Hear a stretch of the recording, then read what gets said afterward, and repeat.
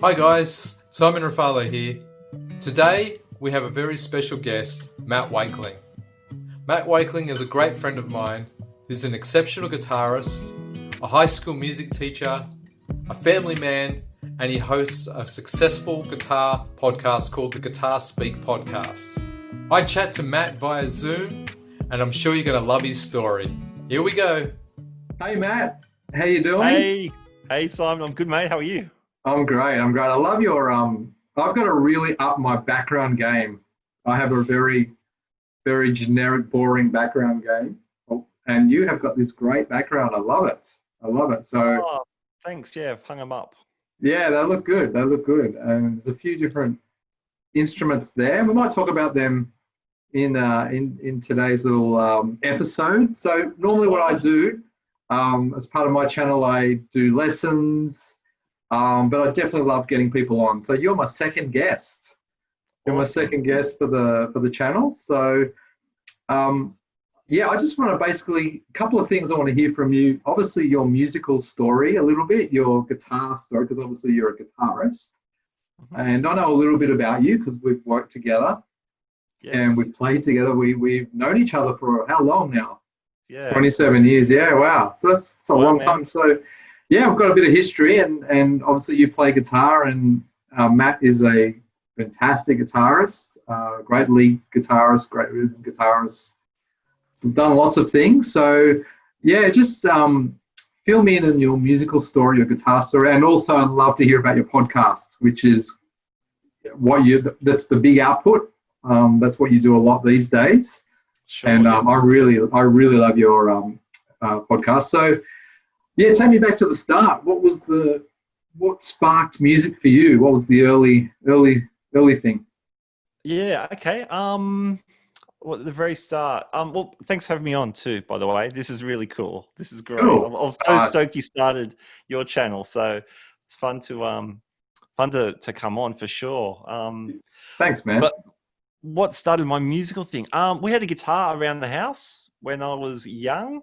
8, 9, 10, and no one knew how to play it. My dad sort of played it, but no one knew how to play. But we loved listening to music at my house, so there was always lots of music going on. So, I've got an older brother who's 6 years older, so he was way ahead of the game. So he was bringing home AC/DC records and the Angels.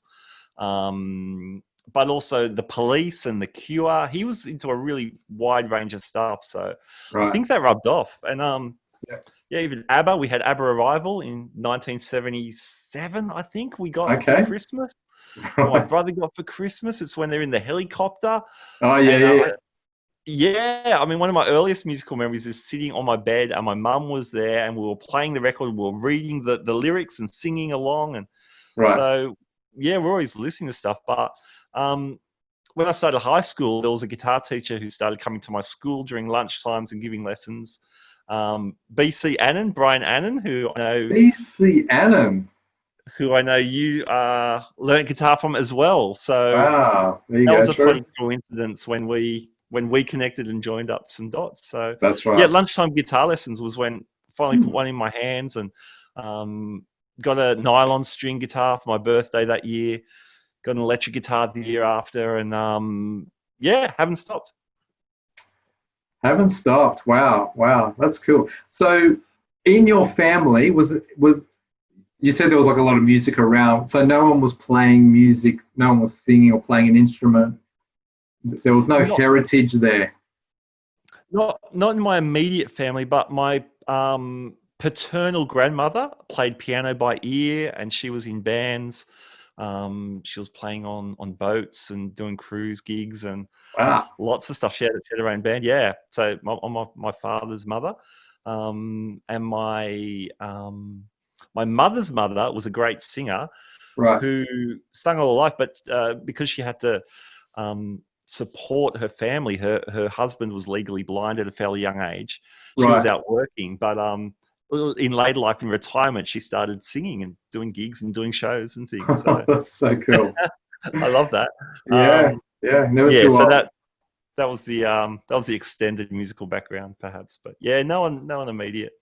Right. Nice, nice. So what was it like? So you started getting lessons. You got a nylon string, and then obviously you got an electric after that. So there was obviously some interest. What kept you going? Like, because a lot of people pick up instruments and they put them down. But what was it that drove you to keep learning? Um, I think when you just make a little bit of progress and something sounds like music, that's pretty exciting. So you keep going. I remember when I first started, I was doing lots of single note stuff, and I found chords hard. And I did stop playing for maybe 6 months or so, even though I Yeah. loved it. And then one day I thought I've just got to learn some chords because I knew what they were. Right. Um, so I got to open the ABC songbook, like the one that you got in primary school or something, Okay. and and a chord dictionary. And I think I learnt the chords to Jamaican Farewell. I just forced myself to do it, and then so that just a little bit of progress just drove me on. So then I guess when I got an electric guitar, Yeah. um, that was exciting in itself. Yeah. By then I was starting to work out AC/DC songs by ear. Now, when I say the songs, just the chord progressions, I couldn't Yeah. play the solos, but Right. um, the chord progressions weren't rocket science, but they were awesome and they Yeah. sounded great. And Oh, if you could for play the sure. power, so that was a big encouragement as well. So just early on, just being able to do something that sounded like some music that you liked, that was a huge thrill. Right. And were you playing? Was this just all done in your bedroom on your own? Pretty much, yeah. Another pivotal moment, I guess, was my music teacher in New South Wales. Music's compulsory in year 7 and 8, which it still is now, or at least over year 7 and 8. You have to do a proportion of music. And Yeah. my music teacher said, "Hey, have you thought of elective music?" Um, and I said no, because I was going to do art, and I was a Right. terrible artist. But um, just a little bit of confidence from my music teacher. Thought, actually, yeah, that would be great. And I remember getting into the first elective music class and playing music with other people, and it Right. just blew my mind that the synergy of I'm doing this, but you're doing that, and Yeah. yeah, that very exciting. That's probably still my favorite thing, playing music with other people, and Yeah. that the back and forth of it, the Yeah. conversation of it's yeah, I love it. Yeah. The connection. Hey, we're missing that right now. Hey, obviously we're not playing a lot together Yeah, because of yeah. the funny time we're in right now. But yeah, no, I agree with you there, for sure, for sure. So was this all in your teenage years? This was obviously in high school, so you were still 15, 16 years old. Yeah. Yep. Cool. And did you Yeah. then do HSC music?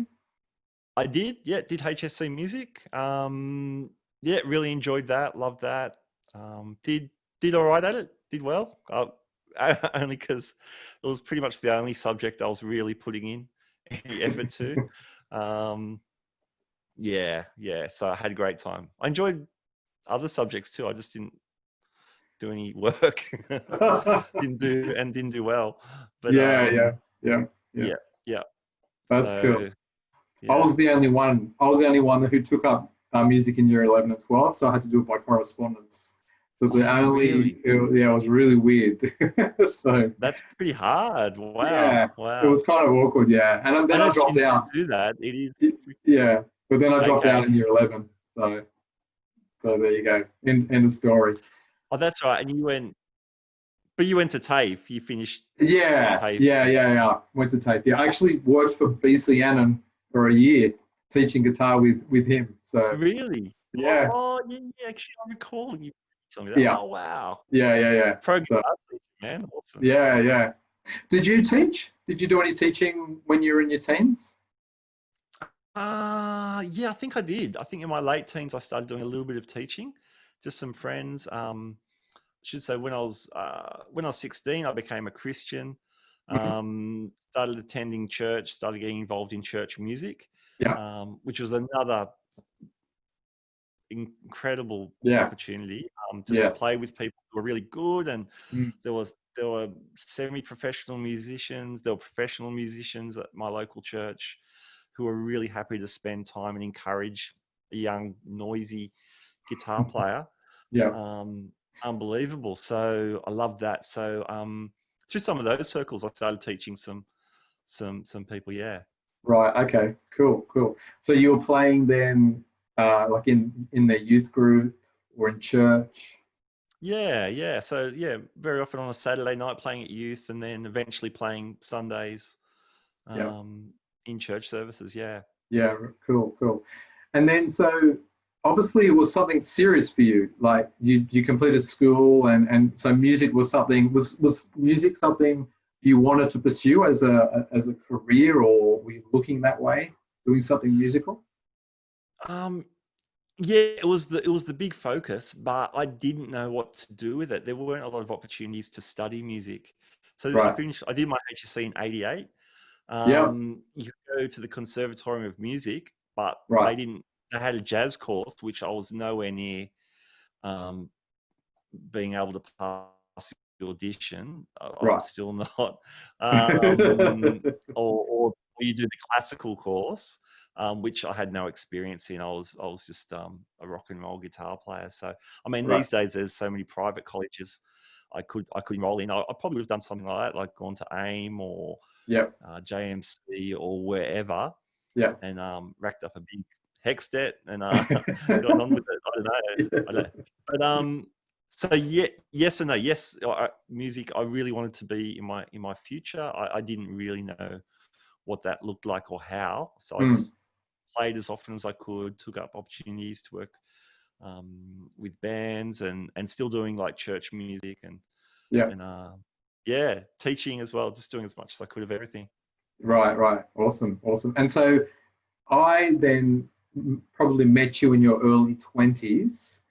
So Yeah, you came over to Liverpool Christian Life Centre then as like the yeah. music director. So that was a job. That was actually a job in playing music, Job playing in a church. music. Amazing. Cool. Yes. Yeah. Yeah. Yeah. So Dream what come was the true. role? What was that role? Oh, it was heaps of things. As you know, because you did a incredible job in that role yourself a little while later. Yeah. What was the role? It was, I guess, putting the music team together, coordinating singers and sound.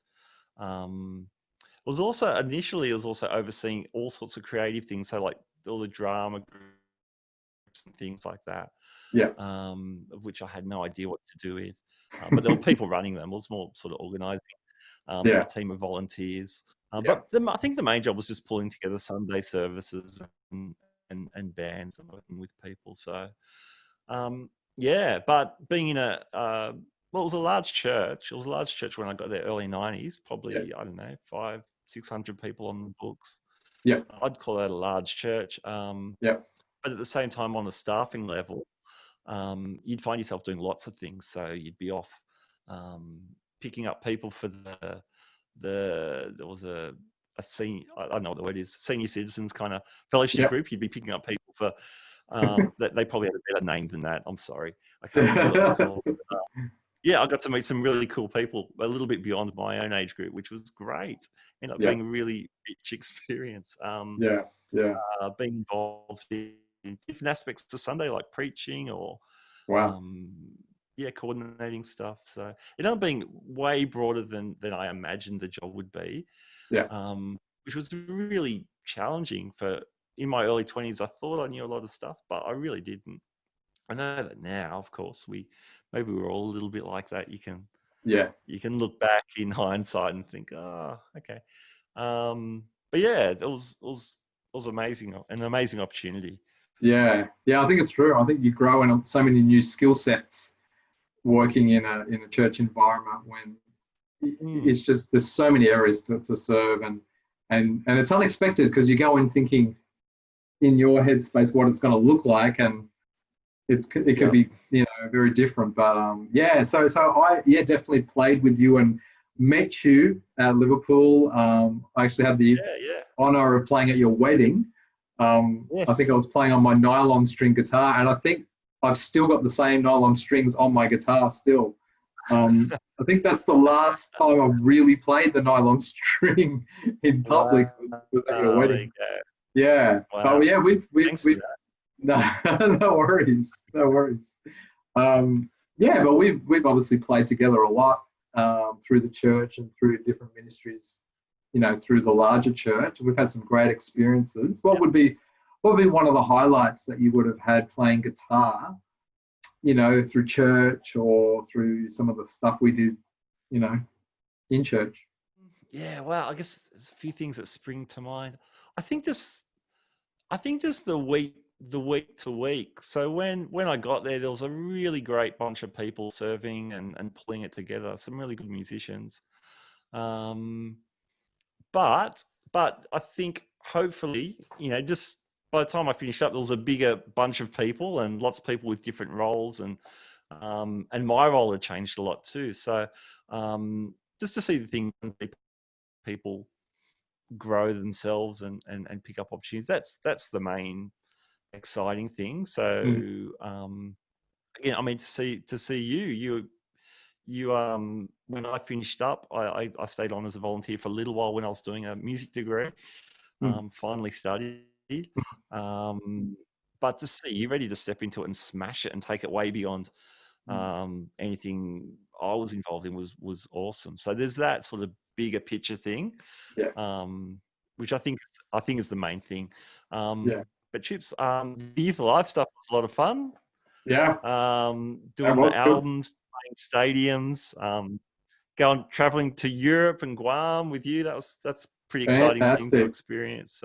Yeah, in our I know, 20s. I know, I know. For me, and perhaps for you, if I'm not overstepping, I think y- for us to be traveling in Europe at that stage of our lives might not have happened. We Uh-huh. might not have had that opportunity other than for music and ministry. So Yeah, things like definitely. that were pretty cool. Yeah. Definitely. Yeah, yeah. Oh, Well, no, for sure. Great experiences. And yeah, we shared a lot of those experiences, which was a lot of fun. And I always remembered you being, yeah, as you were demonstrating now, very generous with giving other people credit, and you were always great, and I think that's a real strength as a leader in music. It's not just run your own race. You are looking out for other people. You are making sure they sound good in the team and they're looked after and they're encouraged, and you are always great at that and continue to be like that. So thank you for allowing me to flourish under, in your team when you were running it. So that's pretty awesome.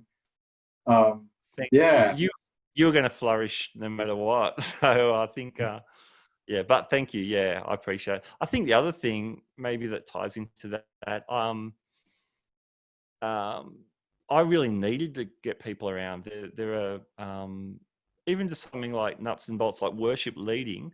I enjoyed worship leading, but was never a strong singer. So I was never going to be one guy just smashing it and the rest of the band trying to keep up. I needed to get other people around. I needed to make sure the band was sounding good. I mean, my favorite thing was being a music director, purely working with the musicians and linking in with the vocals and mm, like working together. But that was the thing I felt perhaps most qualified for. Perhaps I don't know, but yeah, I mean, yeah, I was never going to be, um, yeah, the one man band come and yeah, catch up. Not that other yeah, people are, especially not at Liverpool, but yeah. um, yeah, I was fairly aware of my limitations, so I guess that there wasn't going to be a chance of me doing anything.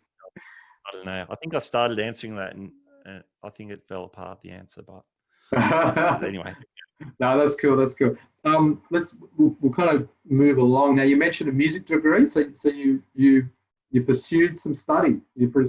Pursued some music study. Tell me a little bit about that.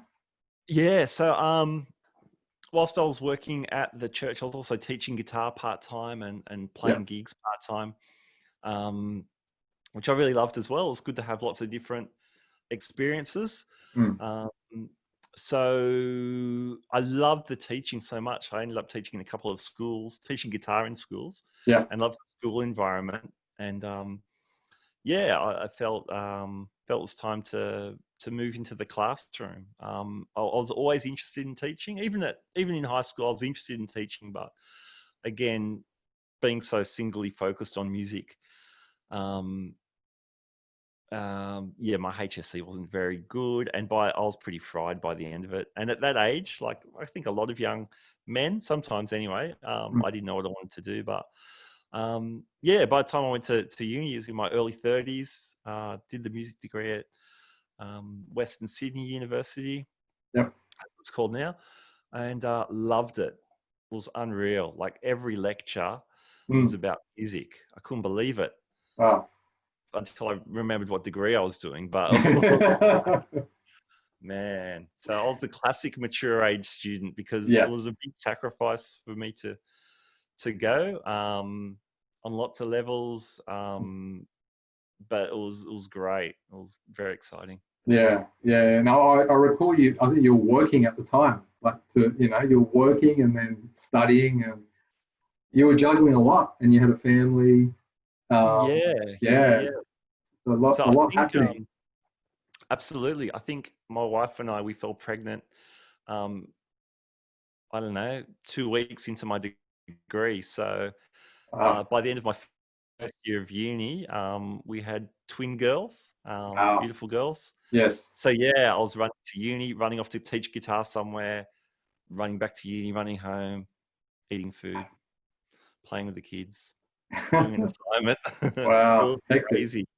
It was Yeah. crazy, but it was yeah, it was fun at the same time in a Yeah. strange way. Yeah. Yeah. And obviously, well, it must have been some times going, why am I doing this? But you must have had that vision of, no, I'm going to do this because I want to be a teacher in a classroom teaching music. You must have had that vision to keep you going, because it's not easy, studying and young family working to pay the bills. So were there times where it got Yeah, yeah. too full on for you? Yeah, the end of my second year. So that was second year of uni, first year of being a dad to twins. Um, we really wanted my wife to stay at home. Um, we were both on board with that. So yeah, it's pretty busy. So I actually dropped a unit. I went from 4 units, which is full-time load, to 3 units, which meant I could do a little bit more work, which financially eased a bit of pressure. Although I was really tight, but thank God we got through. Yeah. So yeah, there were times, but then when I dropped the unit, I caught them up as summer subjects. So there was ways to make it work. Yeah. And being a guitar teacher and a guitarist, there was flexibility. So the schools I was working, but then I was working in 2 schools.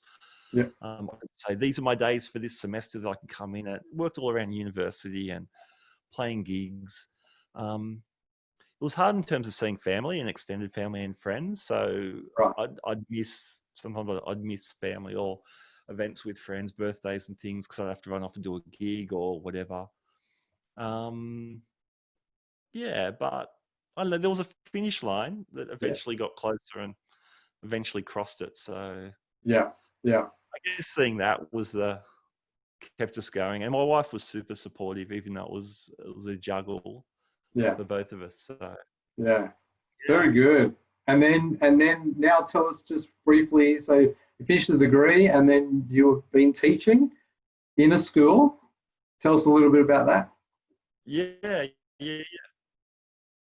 So I've been classroom teaching for 12 years now, 12 years. Wow. which has gone really fast. Mm. Pardon me, and I'm loving it. It's great. It's been wonderful. Hard work, but really, really cool. So teaching music full time. Still playing gigs. Well, until COVID, still playing gigs. Yep.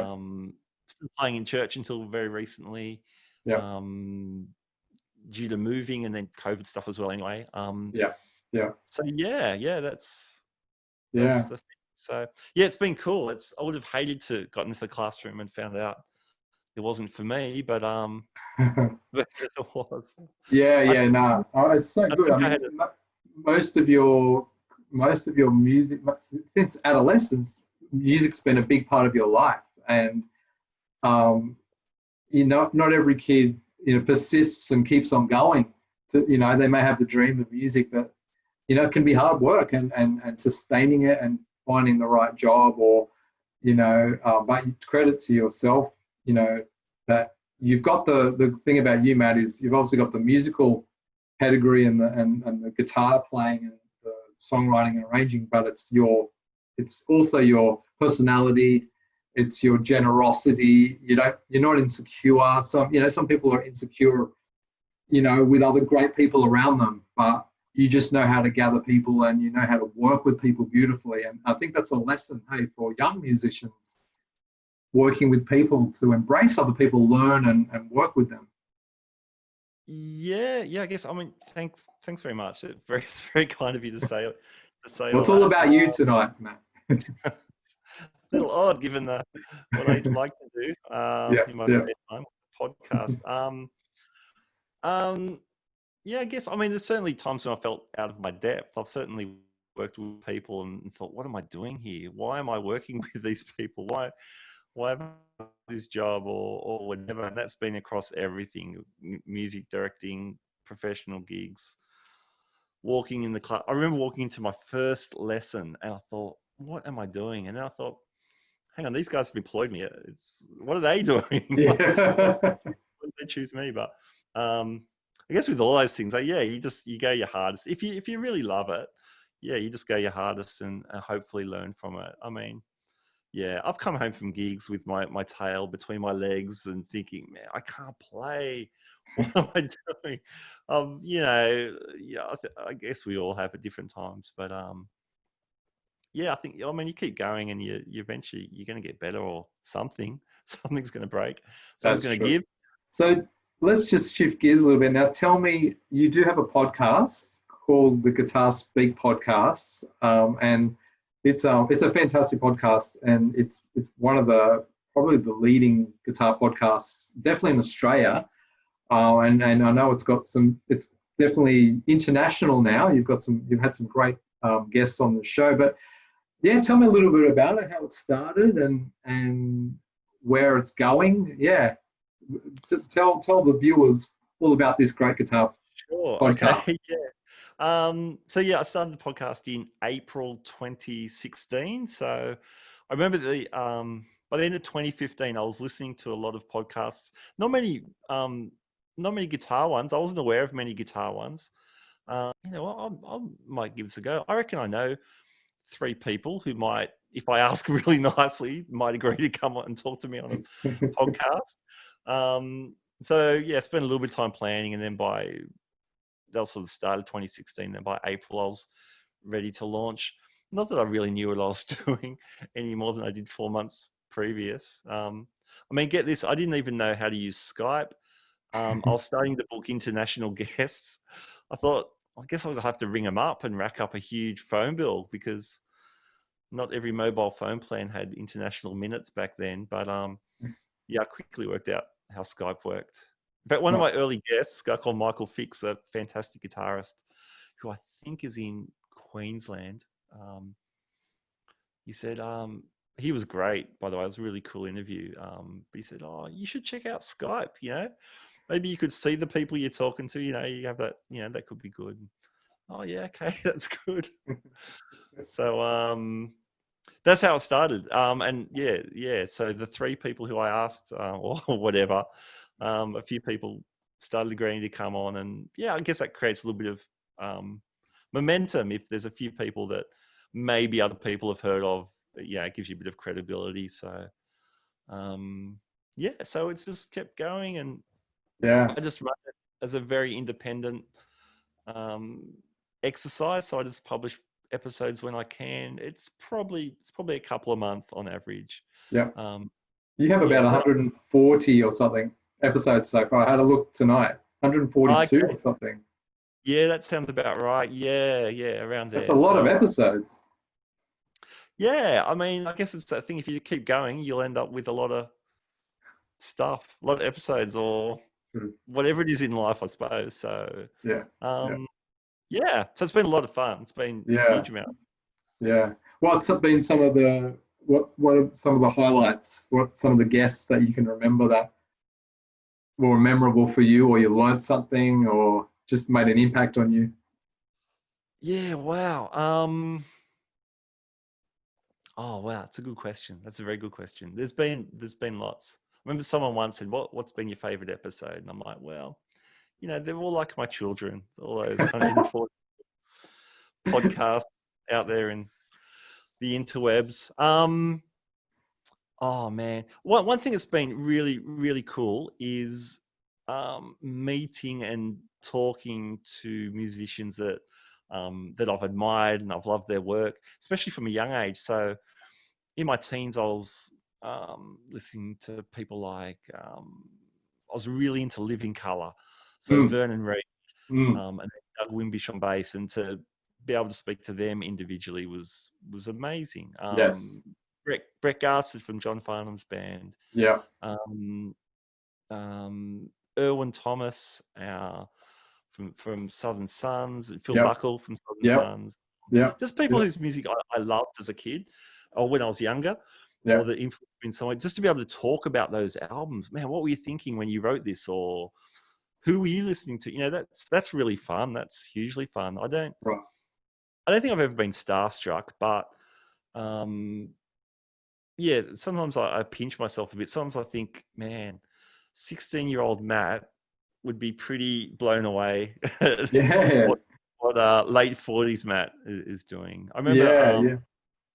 and sometimes it's really odd circumstances. So um, I spoke to John Norum from Europe. Yeah. He's the original Europe guitarist Yeah. Yeah. back then. Now he's the Final Countdown guy.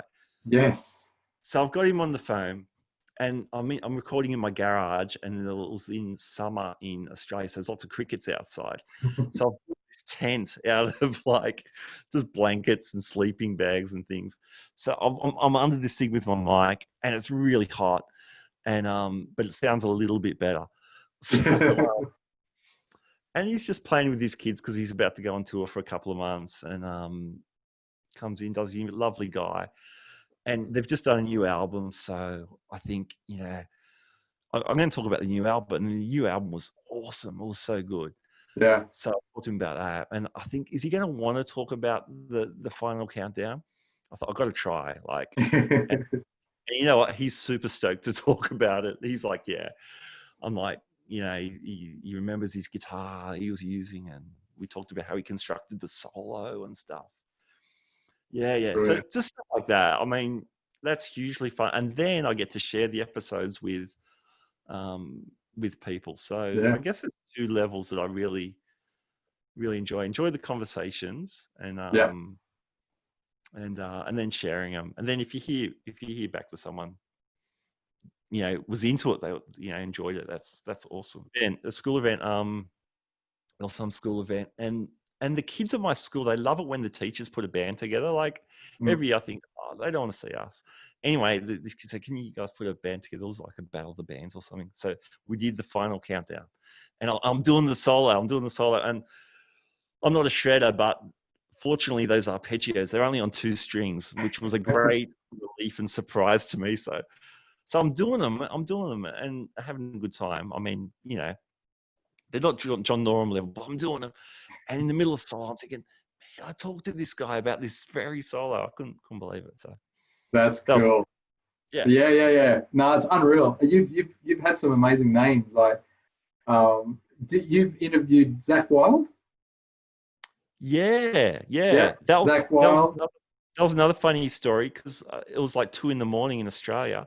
Yeah. I didn't want to wake up my family, so I took my portable, my digital recorder, and I parked in the middle of a supermarket car park near my Yeah. house, and I'm talking to him there. I think I'm talking to Ozzy Osbourne's guitar player in the supermarket, and, and I'm looking around. It's a bit spooky at 2 a.m. in an empty car park, and I'm expecting, like, I don't know, the cops to turn up Or Aussie. or worse. Yeah, but yes, yeah, that was fun. That was fun. Yeah. Yeah. Yeah. Yeah, Yeah. It's unreal. I love seeing the journey unfold with your podcast, and it's very popular, and it's great, man. I'm really proud of you. What's your plans for the podcast? Anyone coming up, or any? Yeah, what's your vision, or where you going with it? Yeah, I mean, I'll keep going. There's no big picture. There's still that independent sense. I still just want to talk to people who are doing stuff I find interesting. Yeah, So a lot of the names are people that they're not household guitar names, but they're people making music, which is amazing and I love. So that's really cool as well. So I'll keep doing that as well.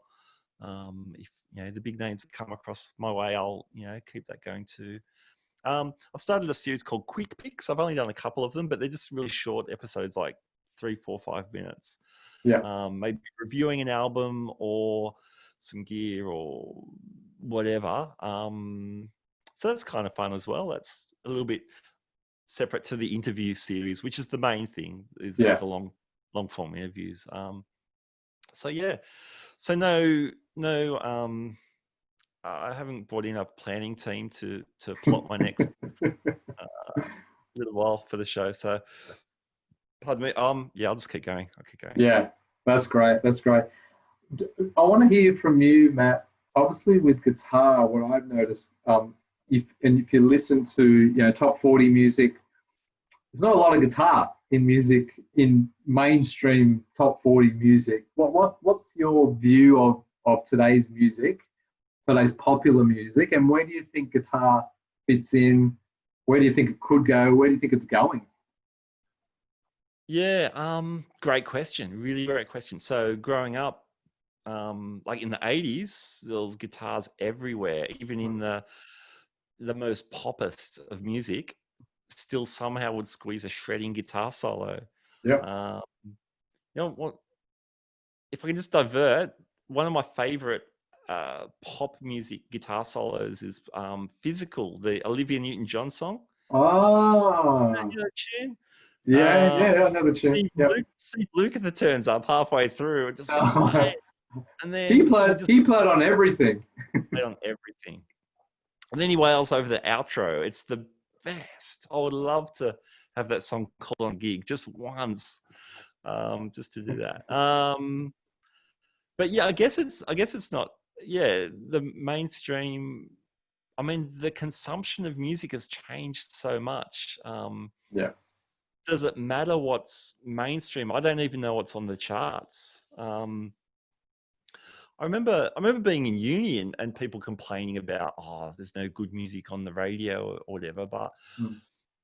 I mean, didn't have to be there, but there was one particular discussion I remember, and I thought, well, there's still great music being made. You just need to find it. It's there. It's easier to find now than ever before. Yeah. Um, so if you want to hear some crazy guitar stuff, it's easy to find stuff. Yeah. And it's probably also easier to find a community of people online to discuss that music or to talk about the music or to find out more opportunities. So I don't know if you're into, I mean, there's some incredible progressive guitar going on. You'll never hear it on commercial FM Yeah. radio. Yeah. But there's huge communities just eating stuff up and amazing bands making it. So I Yeah. don't think it matters. I don't think it matters if there's guitar in mainstream consciousness in one sense. Yeah. Yeah. Um, So if you want to find guitar's not stuff, dying, Matt. Guitar's not dying. nah, it's never died. I don't think it's ever going to die. All right. Well, you've heard it first, folks. Matt has declared guitar is not dying, and that's good to know. I mean, yeah, I agree. There's so many amazing guitarists on. You've got Instagram guitarists now, and YouTube guitarists, and they're just phenomenal players. They don't Like, even need songs. yeah, I know. You got these young guys like Matthias Sasato, who's Oh just yeah, blowing up, and he hasn't even got an album yet. far out, amazing. Yeah, yeah. And how great is he? How great is Oh, he? phenomenal! Yeah. So it's true. I agree. I agree with you. There's more community out there, and you can if you just dig a little bit, it's there. So it's inspiring too. I'll have like one of my friends who will send me a link of this young 15-year-old guitarist. I go, oh my gosh, incredible! We didn't have all that, online presence when we were kids, but it's awesome. I guess the flip side of it is, though, if you and I heard guitar on the radio or on records that were readily available or whatever, that got us excited, our kids today getting that opportunity. So, for people who are already into guitar, it's a smorgasbord. It's all you can hear, all you can listen to. But I wonder what's out there to excite people about playing guitar. So true. So that's true. But I don't know, who are the people? Even there's that Justin Bieber song. Was it "Love Yourself"? And I only know it because of from school. I don't know if I'm in tune, but there's that little lick that it's nice. Sorry about it's really pretty. But it's a really cool guitar part. So it's not shredding, but it's a cool part. And if it picks it up, I showed someone the other day actually. Yeah. Like, wow, that's amazing. So I don't know. I don't know if that's having the same impact, or Taylor Swift. I mean, she'll pick up a guitar. I saw a great video of her, just her with a jazz master. Not an acoustic jazz master, and she sounded awesome. And she's just doing the songs. Yeah, she's a good guitar player. Maybe that's the stuff getting kids excited about guitars. I don't know. That's an interesting question. Maybe that's a question for a 15-year-old. Yeah, well, I think you look at someone like maybe John Mayer, who seems to be collaborating with a lot of newer artists. Yeah, okay, yeah. And I think that's getting guitar out there a little bit too. Like Khalid, that R&B singer, Khalid, I think his name is. John Mayer's got a solo on one of the songs. Oh, okay. It's just going out to this new audience. So yeah, wow. So that's cool. That's really cool. I think collaborations with young artists with some guitar playing is really cool. Sure. Keep the dream alive. So yeah. We even think of stuff like Eddie Van Halen playing on "Beat It" on the Michael Jackson tune. For sure. It just blew up for everyone. For sure. The rock community, the R&B community. Exactly. Yeah, it's true. A wholesome guitar solo. It was good for everyone. It's beautiful. I've never heard of Khalid, by the way. I should check that out, perhaps. Well, I've been criticised by my own kids because I find him quite boring. But I do like that song with John Mayer. It's actually pretty cool. So nice. Yeah. It's funny you see you hear like people going to the John Mayer show or a Keith Urban show, or even a Diesel show in Australia, and people come out and go, "Wow, I didn't know he was such a good guitar player," because they know them as these pop star singers who play guitar. Yeah, true. But I remember seeing Diesel quite a few years ago, and my mate said, it's like he just wants to get through the song so he can just wail the guitar part at the end, or or I don't know if that's true, but that idea that these guys are serious guitar players. Yeah. Oh, definitely. Yeah. No, for sure. Seeing them live, I think, is just a better experience. You get to see them in their natural element. Yeah. Well, you saw Mayer last year. Yeah. Oh, it was How unreal. was that, man? Oh, it was phenomenal. Just, he's obviously one of my favorite guitarists, and he just came on. There was no pyrotechnics, no huge, visual displays. There was some nice lights, but it was all about the music, and all the guitar was phenomenal. And he had his own amazing band. Wow. The other guitarist, and I can't remember his name. You might know. I don't know, but I'm going, my gosh, who's this guy? So it was really good. It was really good just to hear live music, played well, and lots of nice guitar solos, which was good. Yeah. Was there a lot of guitar? Lots of guitar. Yeah. That's awesome. Really cool. He's done it kind of all, I guess. His early pop records.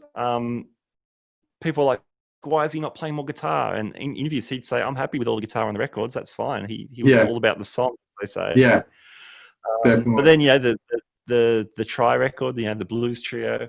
Yeah. blues rock trio, and then all the Yeah. other stuff. Yeah. Dead and Co. Have you seen him playing with Dead and Co? Like the I've Grateful seen. Dead? Yeah, I follow him on Instagram. I haven't seen. I've just seen snippets, and it's really cool. It's Yeah, like he's the youngest guy on stage, and yeah. Yeah, it's Bob really nice. Weir. Bob Mm, Weir's like 70 something, yeah, yeah, um, and is amazingly healthy yeah. given the rock and roll life he lived. Although That's right. he's super disciplined and healthy these days. I think he has been for a long time. Okay. Anyway, Yeah, yeah. but yeah, cool. It's very cool. Very cool. All He, right. he doesn't have to do that, hey. No, I don't think he does. I think he was He in. He just does it now. I think he's doing just things loves now it. he loves, that he loves. Yeah, that's cool. There's nothing to prove. He's made his money.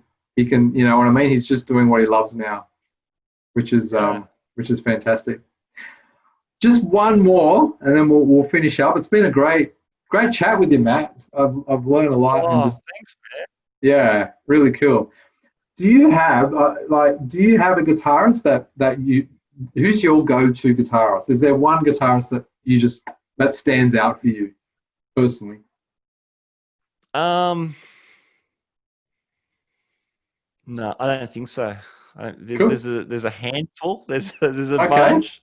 Yeah. Um, Think, fill me in on the handful. okay. Well, Angus, starting off, he was the first one that was obvious.